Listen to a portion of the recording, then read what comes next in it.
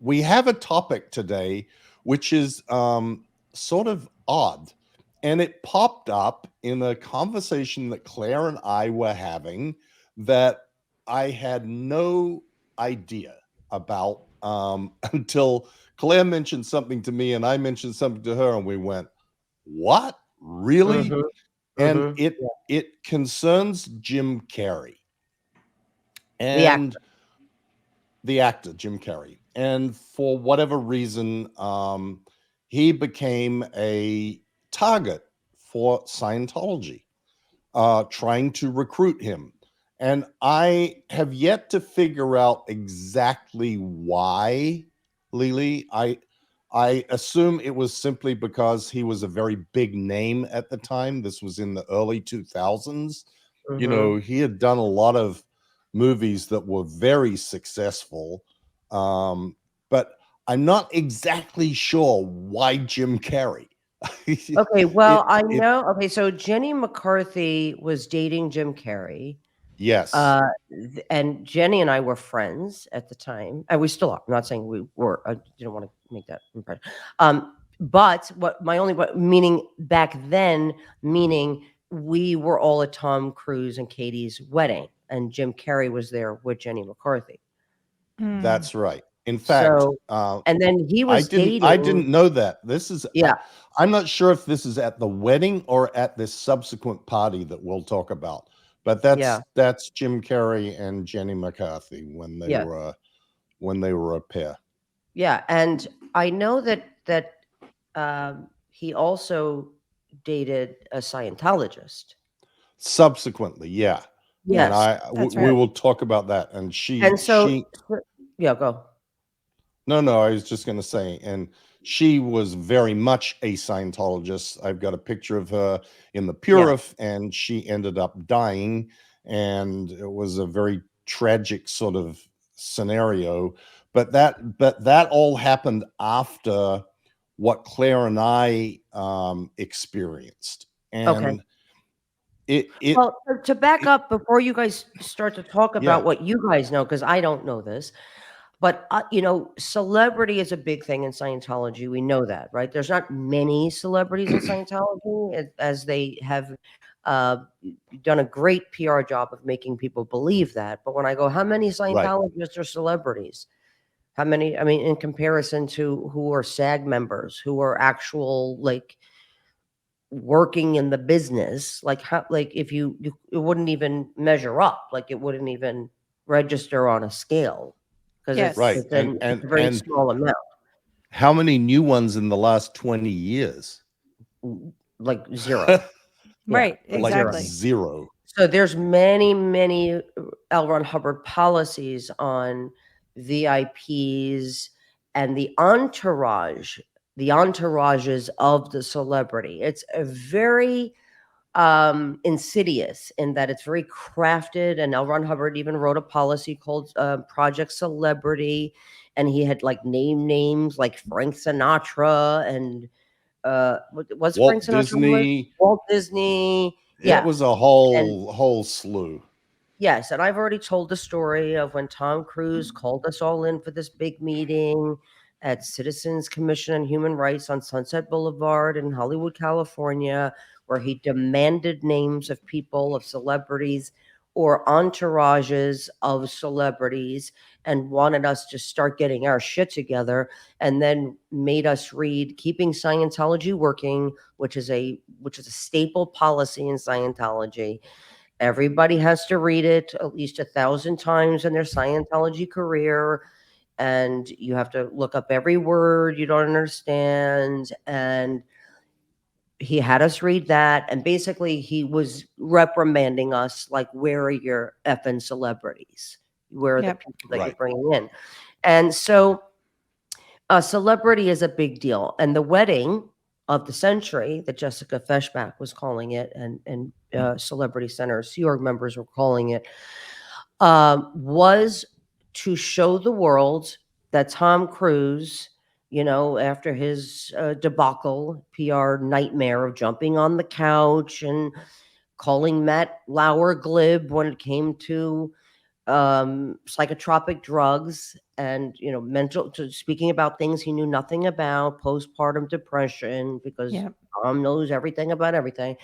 Um, this wedding was to parade out the top of their field. So the biggest directors, the biggest producers, the biggest singers, the biggest actors, the biggest actresses.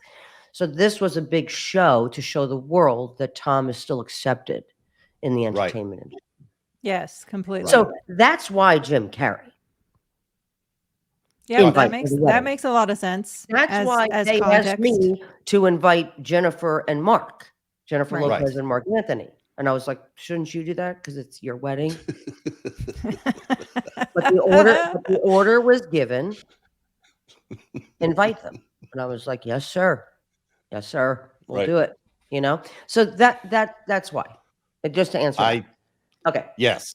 And you're Good. right, by the way. Totally weird for you to have to invite them to somebody else's wedding. Like, what in the world? Like, it's like, they always were talking about, like, Leah needs to get her manners in. I was like, get your fucking manners in. Mm-hmm. Like, send an invite. You send a proper invite. Yeah. Anyway. Everything that Scientology touches turns weird. Always. It just is. It's always weird. And it's even what's so funny about it is you don't even realize sometimes how weird some of the stuff is until like 10 years later. And you go, what the hell was that about? Oh my God, like, that is so like, bizarre. But it was just normal. It seemed normal at the time, but even like when things were not normal, like when I was complaining about him jumping on a couch and being, bad public relations for Scientology, I was the crazy one. I was the one that needed to get a security check and be interrogated.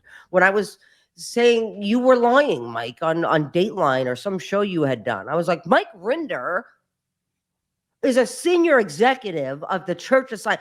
And he said there's no such thing as disconnect. Do you remember that, Mike? Yes. Oh, many and times, they were like, Leah. What overts do you have? What have you done to Mike Rinder? I'm like, I don't even know this fucking guy. Like, how am I going to commit an overt a transgression against a guy I don't even know? He's lying. Come on, Leah. Be nice. And then I was sex checked. I was like, have you ever lied? I was like, what? Have I ever lied like as a kid? Are you serious? Like, anyway, okay. And being a Scientologist, like, have you ever lied? We're Scientologists. Of course we lied. Right? Yeah. Like, you can't be a Scientologist and not lie. Right. Exactly. That's why we're here today, is because we know they lie all the time. I know, but back to the couch thing, by the way, it was ironic to me. I didn't remember that you had specifically brought that up as bad PR. And when we moved to Colorado, the great part about Colorado was the only thing most people here had ever heard about Scientology at the time is, oh, that's that crazy thing with Tom Cruise jumping on a couch. Jumping on a couch, right. Mm-hmm. Yep. Yeah. Talking about postpartum depression, calling Matt Lauer a glib. Yeah. Oh my God. Okay. Anyway. Yeah. I know. Yeah. It's terrible. Yeah. Good guy. Okay. Such a good. So back to the subject at hand. Jim Carrey. Yeah. And this touches upon another subject that's like really important in the world of Scientology, which is psychiatry and psychology. And what happened was, I didn't even know how it came up, but Claire and I were talking, and in around 2003, 2004, Claire was tasked by Shelly Miscavige to investigate and come up with a solution to, quote, illegal PCs. What does that mean? Who were people under psychiatric care or drugs or whatever. And I'm going to show the actual reference, because there is a reference from L. Ron Hubbard, and we'll go through it. And I said, Claire, you were doing that? Do you know that I was in the hole And my assignment from David Miscavige was to figure out how to solve this problem of all of the quote illegal PCs that would. So I just want to explain. So you guys, so what they're talking about is if you have been under a psychiatrist care on psychotropic drugs, things that you need for your mental health, you are not allowed to get Scientology auditing, which is with the meter, their lie detector, and then you hold 2 cans and you're stuck in a room and all that. Okay. So you're not allowed to get that precious service if you've been under the care of a psychologist, psychiatrist, right? Am I wrong? Ever. Yes. No, You're- ever. I'm Like you're banned. Illegal pre-clear. You're not allowed Yes. to receive. You can do courses in Scientology, but you're not allowed to get this auditing. So Shelly Miscavige and David Miscavige tasked you guys with how do we get around this, because a lot of celebrities we're finding were and are under the care of a psychiatrist or a psychologist, and they want to see how they can get around it. Yes, to make exceptions for celebrities, when no such exceptions are made for anybody else in the world of Scientology under any circumstances. Right. And at the time, Leah, I had no idea that this had anything to do with a specific person. Got it. I was just ordered, you got to solve this because there's too many of these. And then when Claire said to me, how do you go about that? Well, wait, we'll get there. Okay. Yeah. When Claire said to me, well, that's weird because I was told by Shelly that I had to solve this so that Jim Carrey could get on the Purif. And I went, oh, sit in the sauna? The purification program. Yeah. Okay.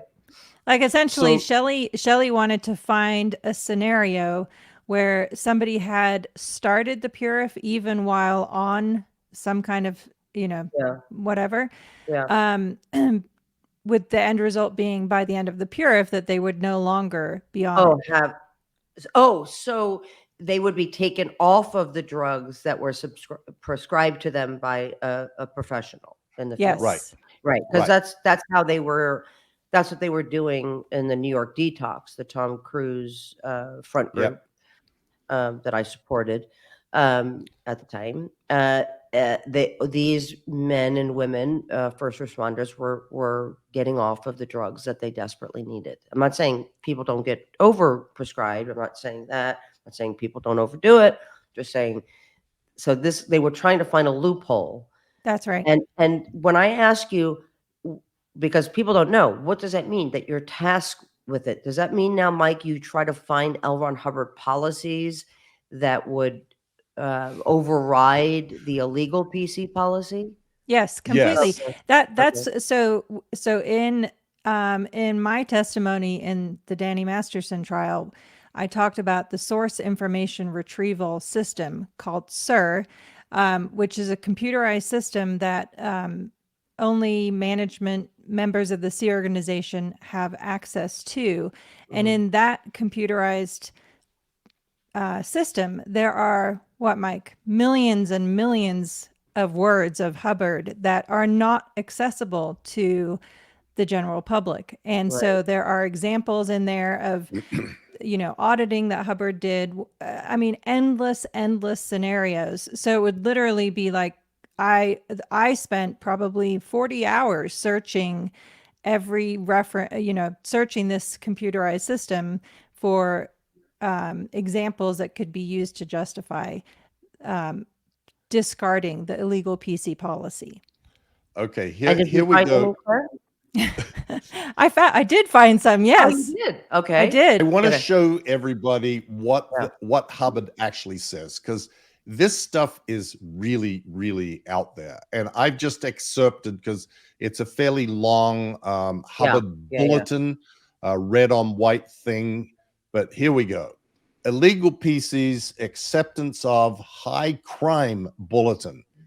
It shall be a committee of evidence offense for a case supervisor or auditor to CS or accept for processing and process any PC, and then 1, 2, who has an extensive psychiatric history, which includes heavy drugs or shocks of various kinds, or so-called psychiatric brain operations or institutionalization. Now, that seems fairly cut and dried. Yeah. Like this is talking about, I mean, this is when heavy people were doing drugs and electric shock and lobotomies right, and shit. Right? Yeah. Okay. right. But then Yeah. it goes on and says, by institutional history is meant having knowingly or unknowingly given treatment as described in two above in a public or private institution for the insane, a psychiatric ward in a hospital, a psychiatrist's, psychologist's, or other mental practitioner's clinic or office, or a mental health center. What the fuck? I mean, that's now that's exactly right, Leah. That was the problem. It's basically, if you've ever been to a psychiatrist or a psychologist or a mental health center, you qualify as, quote, having an institutional history, and therefore you're not eligible for any Scientology services. It goes on with a little bit more. Illegal PCs are those cases described in the three categories listed above. It is not that such cases cannot, in many instances, be handled. It is that neither Scientology nor the org, but doctors and psychiatrists have brought about the condition, and such conditions are outside the zone of responsibility of the org. Any promise made by any org to such a person or his relatives is not binding upon an organization or its staff, and such promises are also a common offense. which is like a court-martial, Scientology Right. court-martial. Yes. Right. So here we go. Here's Mr. Hubbard talking in his usual style about psychiatry. Doctors are too often careless and incompetent. Psychiatrists are simply outright murderers.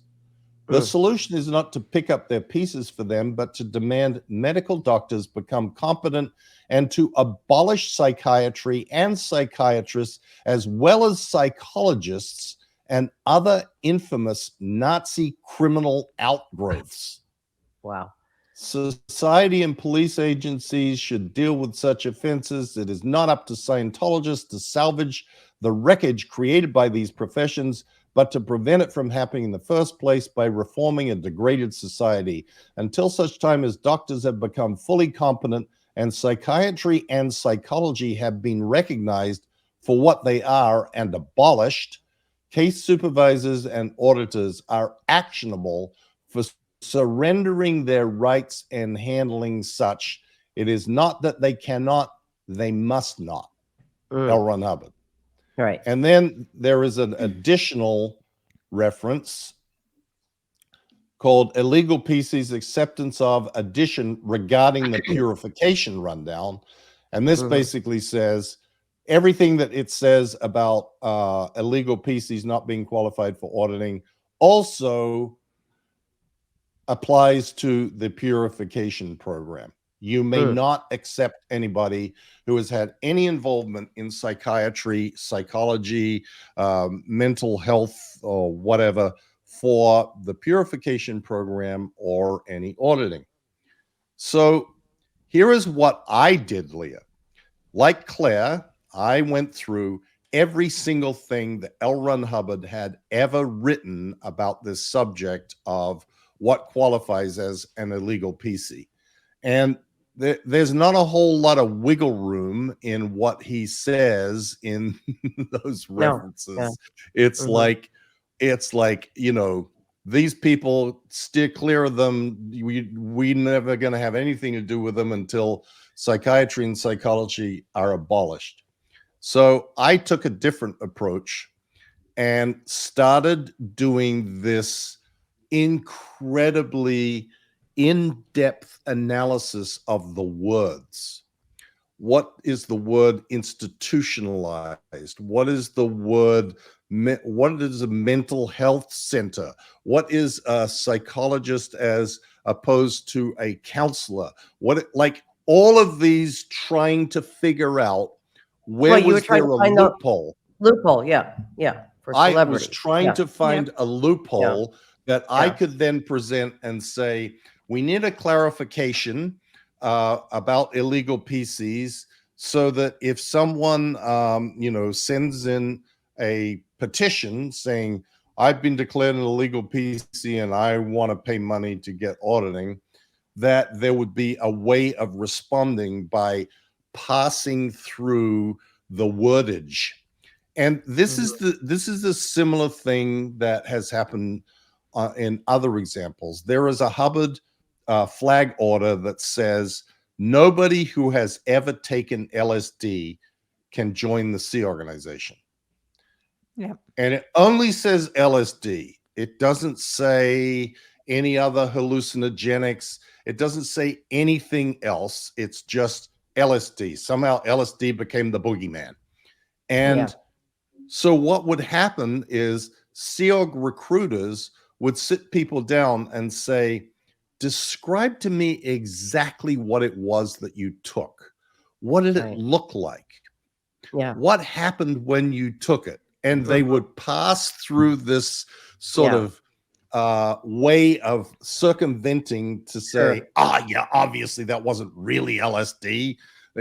Everybody was passing off the fake LSD back then, blah, blah, blah. Yeah. So you're qualified, sign your billionaire contract. And I was looking for that loophole that I could figure out how to make someone somehow be able to circumvent what Hubbard had said, because there is nothing where he went back on any of those statements. Like, there are many things where, like Claire said, Hubbard has written stuff and he will say, well, I don't know that you really need to do OT3 anymore. You can just go straight on to knots. Like, and that's just, you can bypass certain things that I said had to be done now and just move on up to higher levels of operating Thetan and the bridge. And there is writings by L. Ron Hubbard that say just that. And if you wanted to no longer get money from people for having to do OT3, there is a good justification from a Hubbard writing, and it could be put out and nobody would question it. It would just be like, okay, that's great. Yeah, perfect. But I couldn't find anything like that about this. The subject of psychiatry and psychology and mental health in the world of Hubbard is like as black and white as anything there is. It's just, it's there. And by the way, and if somebody did submit a petition to say that they wanted to be, to be an exception to this policy, that had to be approved all the way up to by Religious Technology Center. David Miscavige's organization had to be the one to sign off on that request. Well, David Miscavige. Yes. Yeah. He's exactly really the one that makes all the big decisions. So what ended up happening, Claire, on your end, and Jim Carrey? I didn't. I just did all the research and then sent that to Shelly. I don't actually know what happened, but as far as I know, Scientology's recruitment efforts failed. That's at least, because I was an internal person, I didn't have direct interactions most of the time with celebrities, though there were exceptions to that. But in this case, I just did all this research and then found out Mike was doing the same research at the same time for the same purpose. Right. Except I didn't know exactly what it was for. I had no idea about Jim Carrey. I was just like, you need to solve this because there's too many illegal PCs and it's cutting our income. Yeah. And so then what happened? Then Jim Carrey then hooks up with this Scientologist girl. Well, what happened before that, Leah, is that if you recall, there was the great effort to get David Beckham sucked into Scientology. Yes. And when he came and joined the LA Galaxy, there was this big bash party thrown by Tom and Will Smith to welcome David Beckham to Los Angeles. Because despite what they say, Will and Jada were completely in the fold of Scientology. Yep. You both are saying yes. Do you have knowledge of that? Because I was the only one really confirming that. David Miscavige said on many occasions that Will and Jada were in Scientology, that Tom Cruise had gotten them in. And I think at some point, I could be mistaken, but they had founded a school that was 100% using Hubbard study technology. Oh, no, that's been established, Claire, that they had a school. But David Miscavige told you that Will and Jada were, in fact, Scientologists. Yes. Because what Will and Jada had done is they had, even up until recently, when I did her show, she was still kind of denying it, but I wanted to let it go. I was just so upset at the negativity that was coming my way because she had denied it, and she was promoting some project of hers, of course, and she kept denying it. But the line that was being told that I had done and other celebrities have done is that I use the technology of this particular thing, of study technology of L. Ron Hubbard, and that was the line that they were saying, like, oh, I went to I went to a Catholic church. Does that make me Catholic? Oh, I went to this church. Listen, they were Scientologists. Jada was there at Celebrity Center every day. They had personal supervisors. And this is, again, where, I found out, which, started the decline, right? It was like, it wasn't, Shelly was a little bit later because I hadn't known that she was missing. Right. But I started to see what they were doing for even friends of mine. I was like, I didn't know that we're allowed to do this not in a Scientology building, but you do this for celebrities. And remember, I was a very per the policy Scientologist. Right. I was were by the book. Yeah. And I was like, L. Ron Hubbard says, per this policy, that there are no exceptions to these policies and that no celebrity should be given special treatment. They show up when they're supposed to show up, like the rest of us, 2.5 hours a day minimum. We had to be in a Scientology organization to study Scientology because we had to be supervised studying a book or reading something of Scientology. But I was seeing that there were specialized supervisors who were going to these celebrity homes to allow, and I was like, Then when David Miscavige offered me to do one of the upper levels of Scientology here in California, where it's mandatory that people were going to Clearwater, forced to go to Clearwater every 6 months, as my mother had done for 15 years on the level. And I was like, "What? This is not okay. This is not okay." And Will and Jada were part of that crowd. And you're right. This party was put on again by RTC, David Miscavige, Tom Cruise, Tom Davis, Jessica Fest, whoever was in RTC on behalf of David Miscavige, was, we do these public relation things to love bomb the celebrities, right? We find that, maybe they're having trouble in their marriage. And so we offer them Scientology marriage counseling. And then we send Shane Woodruffs of the world out to their home to counsel them. And Tommy, and we have, and we have Religious Technology Center people in Tom Cruise's house, interrogating his staff and making sure that they're doing everything Tom Cruise wants them to do. Right. So it is, so that was the big thing, right? Was the Beckhams, was to get them in. So Tom, using Tom Cruise to do so. And Tom is happy to do it because he's an honorary, Sea Org member, with his buddy there, David Miscavige. But go ahead. I was just going to say that was the story of building the soccer pitch at Gold for David Beckham, professional, one single person assigned just to tend the soccer pitch, and it was never used. But Wait, I was wait. This is news. Wait, hang on a sec. So when Nicole Kidman was married to Tom, or about to be dating Tom, or was dating Tom, weren't you guys ordered to do something at Gold Base using tax exempt money to impress Nicole? Yes. Yes. something. I mean, that was frequently. Yeah. So this was right before I got there, but I've heard it said many, many times that massive renovations were done. This whole meadow was created with flowers, and the buildings where Tom and Nicole were going to be staying were completely renovated just for that purpose. And this was very, very common. I mean, there's been so many examples of this over the years, with members of the Sea Organization working at Tom Cruise's hangar, for example, doing massive upgrades and renovations at no cost to Tom Cruise, but yes, using tax-exempt dollars from Scientology.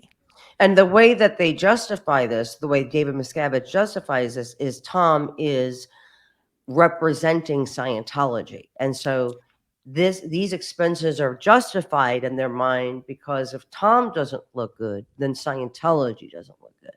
That's Right. right. And if Tom's not happy, he's not going to be out there promoting Scientology as the greatest disseminator of Scientology in the history of the universe. And yeah. I didn't know this. So then the order came to build a soccer field at Gold Base. Leah, there is a professional grade, or it used to be, professional grade soccer field built at Golden Era. It used to be David Beckham. For David Beckham. It used to be there was a soccer pitch there for quote Sea Org Day, and it was just literally a square piece of old dirt with no. I'm just shocked to hear that they went so they were so sure that, again, this was all the way to lure the Beckhams in, was to build this professional soccer field for him. At Gold Base, so that he can then stay there and he could become indoctrinated like the Smiths were, like they've attempted with other celebrities. I mean, I didn't know that. Exactly. Yes. Yeah. And to be clear, and members, like normal members of civilian Scientologists, I should say, are not allowed to go to that property. They're not even allowed to know where it's physically located. So this was absolutely 100% an extreme exception just for David Beckham, with the intention of luring him in. Right. And everybody at Gold, Leah, knew you're not allowed to go mess on that pitch. You know, the normal Sea Org members are not allowed to go kick a ball around on that pitch for fear of scuffing up the turf. It was known that this was. Do you know if David Beckham ever get to Gold Base? Do you know? No, he did not. He did not. He and Victoria were smart enough to block off all the efforts. I would guess. This is just me guessing and speculating that maybe they had gone through a hard time, and Tom used that, as we all did, as an in to say that Scientology can help you with that. And they probably befriended the Beckhams, helped them through a hard time. And then the Beckhams thought, this is amazing. Like, we have, these people are keeping our shit confidential. No one knows us. We're getting in and out of these places, and Tom's, paid for by Scientology's SUV, totally blacked out windows, bulletproof, we can go in and out. We're getting carte blanche. And, people often say, like, well, don't celebrities get treated this way anyway? No, you have to think the way celebrities are treated in Scientology, like Tom Cruise, the Beckhams, the Smiths, you can only liken the way they get treated to the way maybe like a Saudi prince would be treated, or leaders, the leader of North Korea. Like if they said, hey, we want this person gone off the planet, it would happen. If Tom said, I want this building gone, it will be knocked down overnight. Like no permits, no asking the city, nothing. Like the kind of power that Scientology, well, I shouldn't say Scientology, David Miscavige supports the celebrities with names. I'm not talking about like Jenna Elfmans of the world. I'm talking about like Tom Cruise's. Okay, like that, huge type of celebrity, because Tom is a huge star, right? Can't take that away from him. But that he gives to Tom or the Beckhams or the Smiths or other people, it is like no other treatment in the real world of celebrity. Like no other. Yep.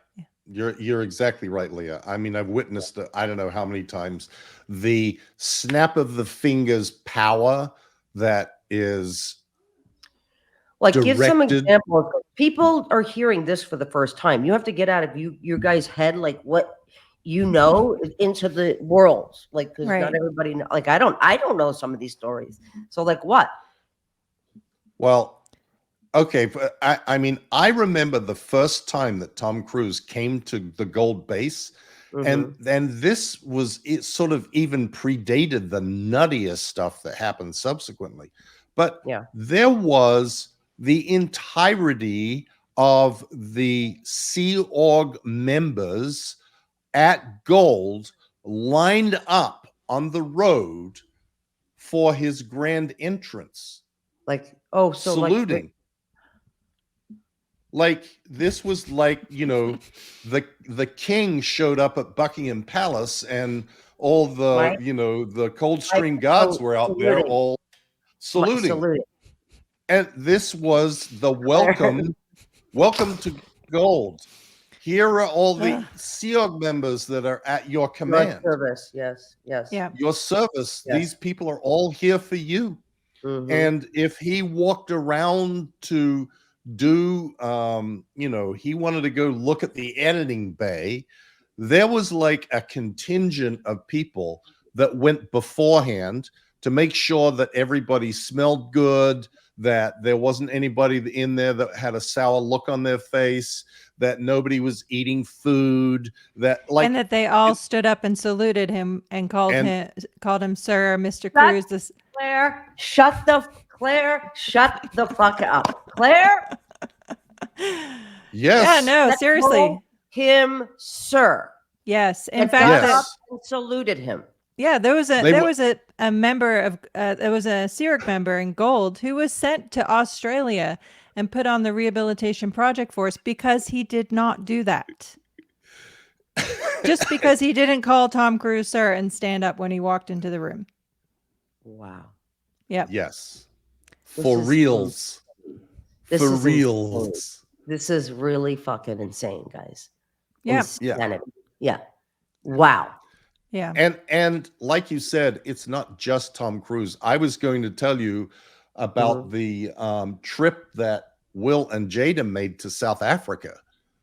Oh my God. Rena Weinberg, who was the head of the Association for Better Living and Education. The front groups, basically. She was in charge of the front groups. Yeah.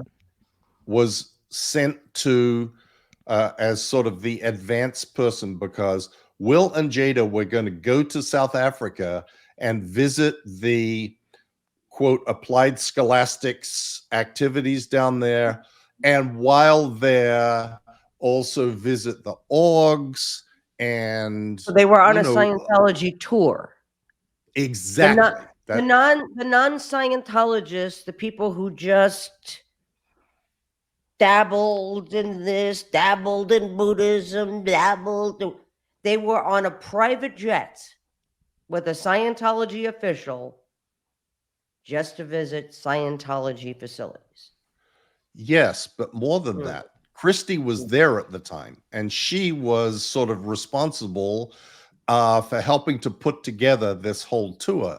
And it included like a wild animal safari at a facility owned by two prominent Scientologists in South Africa who closed it down for Will and Jada to come and visit the wild animal sanctuary place, and all the restaurants that were set up with, you know, special, we're closing down the restaurant, we're going to bring these people in, and the preparations at the Joburg org for what would happen when Will and Jada came through the org, and what they were supposed to be seeing and what they were supposed to be briefed on. And what were they supposed to be seeing? Like what was like the how flourishing and prospering Scientology was in South everybody Africa. had to act, and everybody had to like be like so like Tom Cruise type happy, jumping on a couch. Yes, and like Mike said, if there were any sourpuss people, they would be removed. No, seriously. But like no, if there hang on a second. I want to clarify this because nobody wants to see, you know, a face, a scorn. You know what I mean? You're right. You're right. And that's so I should elaborate. This, okay. You know, what David Miscavige wanted from these people is psychotic. This is what he wanted. Yep. Yes. Exactly. And if you weren't doing that, if you were just like, you know, hi, you know, nice to meet you. That would be a sour. Right. That's right. Just listening or being a normal person and just listening would be considered you're going to be put onto the decks, basically. That's right. Yeah. Exactly. And not to be seen in public, not to be exactly. So these people just had to be in that tone, this crazy exhilaration. The fanatical, glaring eyes. Like, everything's great. Everything is amazing. This is for you. You're going to join us. And this is going to be the best thing that ever happened to you. Yes. And of course, you had to round people up to make it appear like there were a lot of people there. Right. So what did you do? How did you guys go about doing that? Oh, this happened with the media. This happened with celebrities. Every time anybody was going to tour any organization, oh my God, there was a massive effort for a week maybe beforehand. You need to come in on Wednesday evening at 7 p.m. Whether you're signed up for a course or not, you need to come and sit in the course room. Because so like we are doing Scientologists were called in. Oh, absolutely. So they would be told worked as atmosphere, as extras, basically. That's right. Yes, exactly. As extras, and they would be told the reason for this is because the media are coming through, or a celebrity is going to be doing a tour, or whatever, and we want to present a good face and have the world see how great everything is going inside the org. And I remember going absolutely nuts trying to find enough people to fill up the ASHO course rooms. The American St. Hill organization had these huge course rooms for a course that used to exist in Scientology called the St. Hill Special Briefing Course, which David Miscavige canceled. And that was a course that consists of 435 lectures by L. Ron Hubbard that you have to sit and listen to. And there are these huge course rooms in that particular building in Los Angeles that are rows and rows and rows of tape decks for people to listen. I had to figure out how to fill up all these seats with people pretending to listen to tapes so that when Forrest Sawyer or whoever it was came for a walk through to look at what was going on in Scientology, they would see, oh, look at all these people. It's incredible how many people there are in Scientology, all engaged and active and enjoying themselves. And they were all fake. Mike, can I ask you a question? Yeah. So when you're doing this ruse, right, you're creating this, you know, theatrics, you know, for the purpose of basically, you know, lying to people about what's really happening there. Was there ever a piece of you that was like, why aren't there people here? Why aren't our churches that are costing 5 million, 10 million, 20 million to rent, why are our buildings empty? Well, Did you ever ask yes, yourself that? Yeah. yes, Leah, but there is always a perfect answer to those questions. It's the SPs. It's the unhandled why of ASHO because the briefing course is out tech and it needs to be basically corrected. Cognitive dissonance. Cognitive exactly. dissonance. Yeah. Exactly. Completely. And they are those answers are so grooved in and so agreed upon, acceptable that you just instantly go, oh yeah, well, I know why. The place would be full if it weren't if it wasn't for those people going to the police or speaking out against Scientology or the IRS or Time Magazine or which is what they're doing now, right? Like, because if they were empty then, Mike and Claire, they're even more emptier. If there's that. Completely. Today. It is Absolutely. crazy today, Leah, how empty Scientology buildings are. Like, and that was happening when I was, after the basics, after we were, told to, rebuy books that we had already purchased, because there was a mistake. After that, there was nobody. It was like sometimes I was in the course room by myself. Right. Yeah. And, you're right. That was the answer. Like, oh, the suppressives, we're handling it. There's a lot of people here at night or, you know what I mean? Like, it was always like an answer for it. And, unless you were ready to just up and leave and destroy your whole life that day, you were staying in. Right. That's exactly right. Yeah. Any other tidbits like this that you two have been holding on to for the last 10 years that you want to tell us about?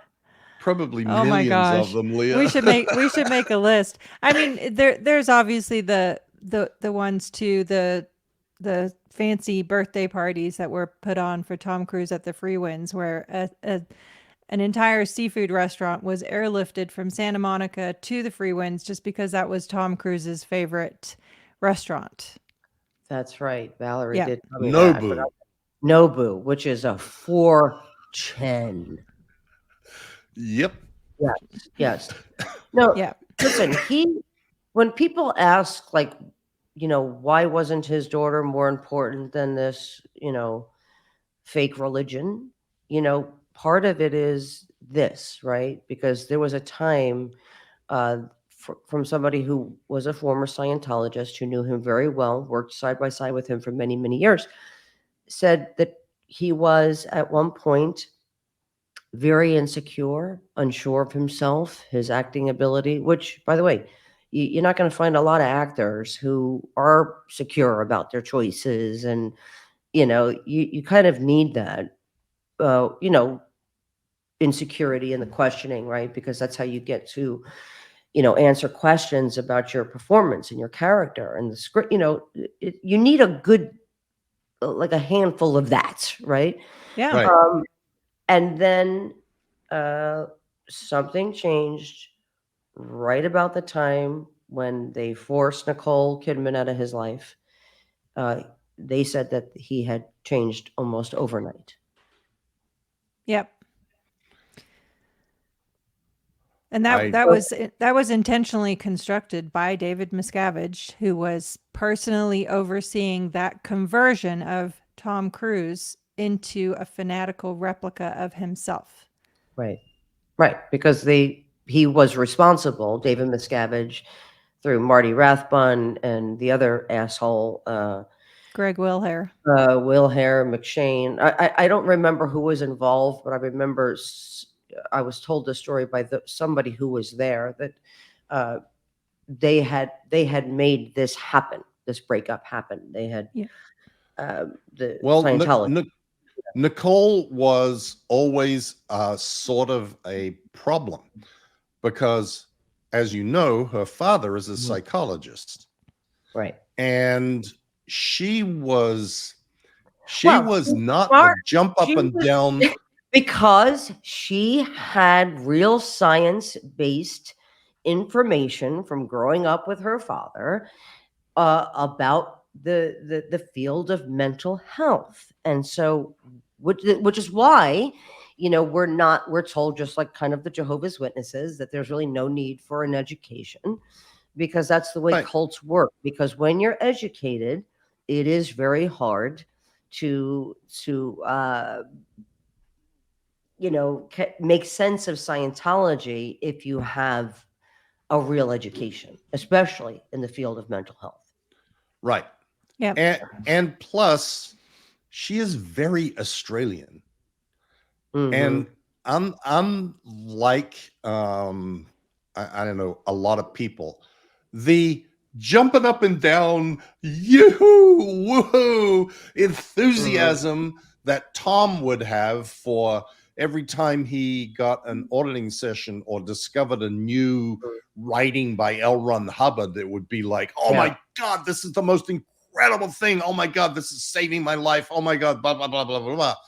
Nicole was always much more reserved and much more Australian. I don't know how to describe it, Leah. And also, there is this not susceptible as we all were, as Tom was and still is. Right. I mean, apparently, choosing this quack, religion, I mean, like it's the pseudo religion, right, over your own daughter, certainly would speak to that it's gotten worse. And, and there's a piece of me that is compassionate towards it, because I was there and I understand how susceptible he is. However, he has used and abused the power that's given to him through David Miscavige, not just with his own family. I mean, look, Katie was smart enough to get out. Penelope Cruz was smart enough to get out. And I'm scared for the next victim that comes along. Nazanin, there's a lot of victims in his wake there. Yeah. Too. You reminded me, by the way, talking about Nicole, that yes, Marty Rathbun absolutely carefully crafted that breakup, so much so that I don't know who he was using, but I know that he had somebody following Nicole, as a result of which they got information that they used to say, hey, Tom, she's cheating on you or whatever. She's involved in X, Y, and Z. And that was, so the information Scientology was.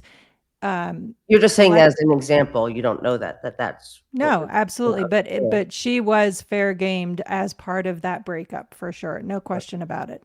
The information that they were illegally gathering about her, they were feeding to Tom Cruise.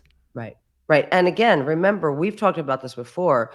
In Scientology auditing, you can say, I cheated on my wife, or I cheated, and this was something that was coerced out of you from another lifetime. Like, so I'm saying, like, in my Scientology folders, you will see I cheated.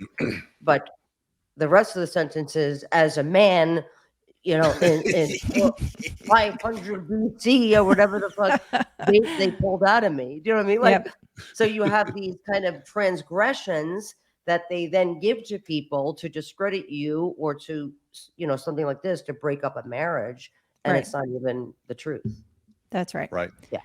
Right. Yeah. That's right. And meanwhile, they present to the world in general that they support relationships and they help people and this and that and the other thing. Nobody is under the misconception that Scientology is a real religion, except, well, not even the IRS. They just pussied out of doing anything about it. That's right. Even though they're flaunting their misappropriation of funds and their tax exemption all over, the fucking planet here, and have been.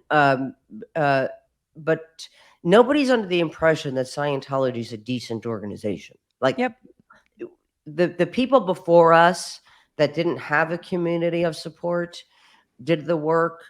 People who have left and spoken out without support with it, they did the work. Time Magazine, Going Clear, us, our show, people doing podcasts and, having YouTube channel, like, people are doing the work. They're like you said, Mike, there's no new celebrity that's getting into Scientology. And if they are, they have some serious issues if they're running to Scientology this day and age. Seriously, and they need real help. I don't think there is an agent in Hollywood that would allow their person to get involved overtly in Scientology at this point.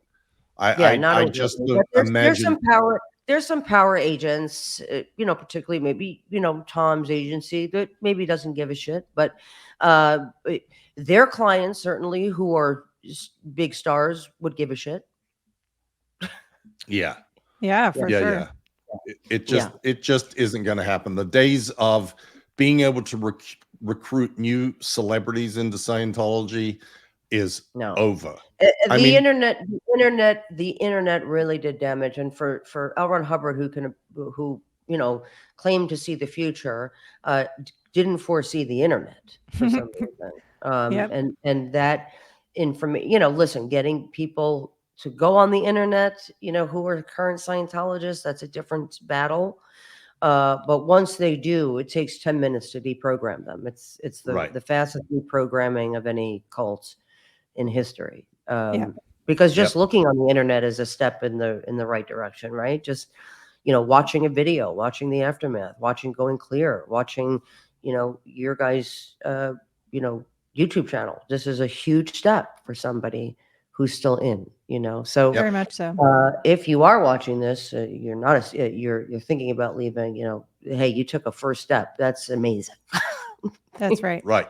Yeah. Now take the second step at a run. Yes, exactly. We are here to help. Yes. For real. Yes. Yeah. Yes. Go to the aftermathfoundation.com. Yes. Is that right? .org. .org. theaftermathfoundation.org. Yes, absolutely. Okay. We have many programs to help with this process. We sure do. All right. Well, you guys, it's so good to see you. Are we done or what? Yes, we are. We're like an hour and 5 minutes. It's perfect. Oh, all right. Perfect timing. I love you guys. I love you too. Guys for listening. I hope this was somewhat interesting, and we'll see you soon. Yes. Yes, we will. Bye, everyone. Bye. Bye.